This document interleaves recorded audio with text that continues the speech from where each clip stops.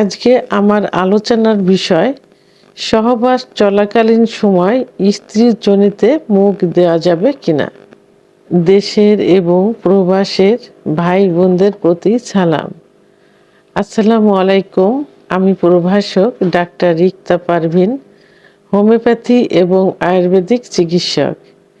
Chamber সেবা homeo complex and সেবা digital lab, উপজেলা মডেল মসজিদের পূর্ব পাশে, শিমুলিয়া, মাগুরা। এই বিষয়ে আমি পূর্বে ভিডিও করেছি। এখন এত পরিমাণ প্রশ্ন আসে, রুগী সরাসরি চেম্বারে এসেও জানতে চান, আবার ফোনের মাধ্যমেও জানতে চান যে স্ত্রীর যোনিপথে মুখ দেওয়া যাবে কিনা, বা মুখ দিলে চুষলে যে বীর্যটা পানিটা আসে সেটা পান করলে কোনো ক্ষতি হবে কিনা, এই বিষয় নিয়ে এখন আমি আলোচনা করব। আসলে ইসলামের দৃষ্টিকোণ থেকে স্ত্রীর যোনিতে মুখ দেওয়া যাবে শুধুমাত্র একবার চুম্বনের উদ্দেশ্যে। স্বামী স্ত্রী যখন মিলন করবেন তখন ভালোবাসার বহিঃপ্রকাশ হিসাবে স্ত্রীও তার স্বামীর যৌনাঙ্গে চুমা দিতে পারে সিম্পল, স্বামীও স্ত্রীর যোনিমুখে বা যোনিতে সিম্পল চুমা দিতে পারে। এর বেশি কিন্তু করা যাবে না, এটা হারাম।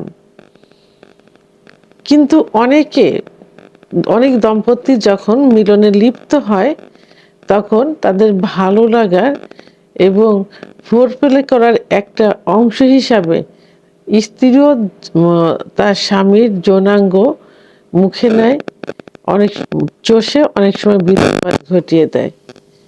আবার তার স্বামীও স্ত্রীর যোনিমুখে মুখ দেয়, চষে, এবং অনেক সময় অর্গাজম সহ বীর্যপাত হয়ে যায়।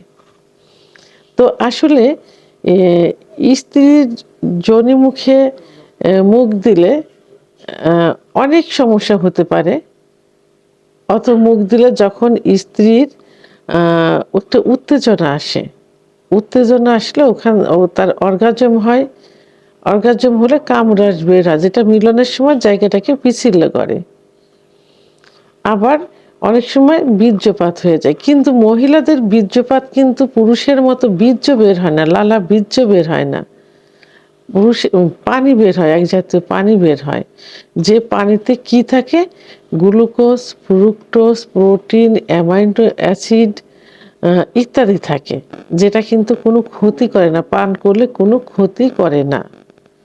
কিন্তু যদি স্ত্রীর কোনো রোগ থাকে যেটা মিলনের মাধ্যমে, ব্লাডের মাধ্যমে সংক্রামিত হয়, যদি স্ত্রীর যোনিতে সাদা লিউকোরিয়া যায়, তাহলে সেখানে ফাঙ্গাল ইনফেকশন থাকতে পারে, সিফিলিস, গনোরিয়ার জীবাণু থাকতে পারে। অনেক সময় দেখা যায় যে HBS থাকতে পারে, HIV থাকতে পারে, ইত্যাদি রোগ থাকতে পারে, যেটা মিলনের মাধ্যমে কিন্তু সেটা সংক্রামিত হয়। আবার অনেক পুরুষের মুখে লালা পানি থাকে, যার মাধ্যমে অনেক জীবাণু ভিতরের থেকে আসতে পারে। আবার যদি কেউ ধূমপান, মদ্যপান করে থাকে, তাহলে দাঁতের গোড়ায় বিভিন্ন ইনফেকশন থাকতে পারে, তার মাধ্যমে স্ত্রীর যোনিতে সংক্রামিত হতে পারে এবং তার বডিতে সংক্রামিত হতে পারে। সেহেতু আমার মনে হয় যে স্ত্রীর যোনিতে চুম্বন ছাড়া তার বেশি আগানো উচিত না। আপনার নিজেকে কন্ট্রোল করুন। অথবা যদি কখনো এরকম দুর্ঘটনা ঘটে যায় তখন কি করবেন, তখন নিজেকে কন্ট্রোল করে দূরে সরিয়ে চলে আসার চেষ্টা করবেন। তবে স্ত্রীর বীর্যপাত যে পানি এবং যে অর্গাজমের সময় যে লালাটা আসে, তার ভিতরে কিন্তু যে উপাদানগুলো থাকে, উপাদানগুলো কিন্তু ক্ষতির না, কিন্তু তার যে রোগগুলো থাকতে পারে, সুপ্ত রোগগুলো থাকতে পারে, সেগুলো সংক্রামিত হতে পারে। আশা করি আমি সুন্দরভাবে বুঝাতে পেরেছি। একই সমস্যা কিন্তু স্বামীকেও থাকতে পারে, স্বামীর বীর্যতেও থাকতে পারে, বডিতেও থাকতে পারে। এই জন্য পাশাপাশি উভয়ই সচেতন হওয়া উচিত।